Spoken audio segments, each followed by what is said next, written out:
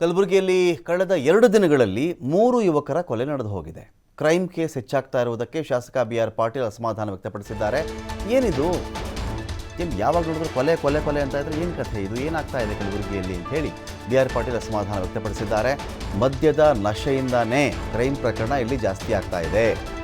ಪ್ರಧಾನಿ ಮೋದಿಯವರು ರಾಷ್ಟ್ರ ಧರ್ಮ ಅಂತ ಮಾತನಾಡ್ತಾ ಇರ್ತಾರೆ. ಯಾವ ಧರ್ಮ ಮದ್ಯ ಬೇಕು ಅಂತ ಹೇಳಿದ್ಯಪ್ಪ? ಯಾವ ಧರ್ಮನೂ ಮದ್ಯನ ಕೇಳಿಲ್ಲ. ರಾಷ್ಟ್ರ ಕಟ್ಟುವಂಥ ಕನಸಿರುವವರು ಮೊದಲು ಮದ್ಯ ಬ್ಯಾನ್ ಮಾಡಲಿ, ಅವರು ಕಟ್ಟುನಿಟ್ಟಿನ ಕಾನೂನು ತರಬೇಕು ಅಂತ ಹೇಳಿ ಬಿ.ಆರ್. ಪಾಟೀಲ್ ಆಗ್ರಹ ಮಾಡಿದ್ದಾರೆ. ಇತ್ತೀಚೆಗೆ ಆಗ್ತಾ ಇದ್ದಾವೆ.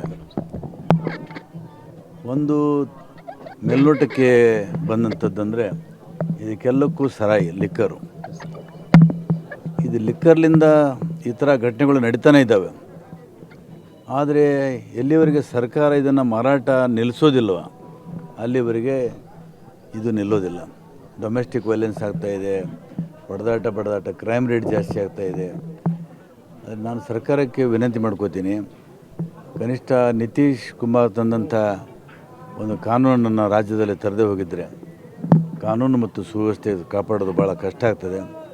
ಇಂಥ ಅಮಾಯಕರು ಹತ್ಯೆ ಆಗ್ತದೆ, ಜಗಳ ಆಗ್ತವೆ, ಬಡದಾಟ ಆಗ್ತದೆ. ಭಾಳ ಮೂಲ ಕಾರಣ ಅಂತಂದರೆ ನಾನು ಭಾಳ ನಿರ್ದಿಷ್ಟವಾಗಿ ಹೇಳ್ತಾ ಇದ್ದೀನಿ, ಇದು ಎಲ್ಲಕ್ಕೂ ಕಾರಣ ಲಿಕ್ಕರು. ಇದು ಚಿತ್ತಾಪುರನ ಘಟನೆ ಆಗಿರ್ಬೋದು, ನಿನ್ನೆ ಕಲಬುರಗಿಯಲ್ಲಿ ನಡೆದಂಥ ವಿಶ್ವವಿದ್ಯಾಲಯದಲ್ಲಿ ನಡೆದಂಥ ಘಟನೆ ಆಗಿರ್ಬೋದು. ಇದರ ಬಗ್ಗೆ ನಾವು ಮಾರಾಟ ನಡೀತಾ ಇದೆಯಲ್ಲ, ಇದರ ಮೇಲೆ ನಿಯಂತ್ರಣ ಆಗಿಲ್ಲ. ನಿಯಂತ್ರಣ ತರಬೇಕು.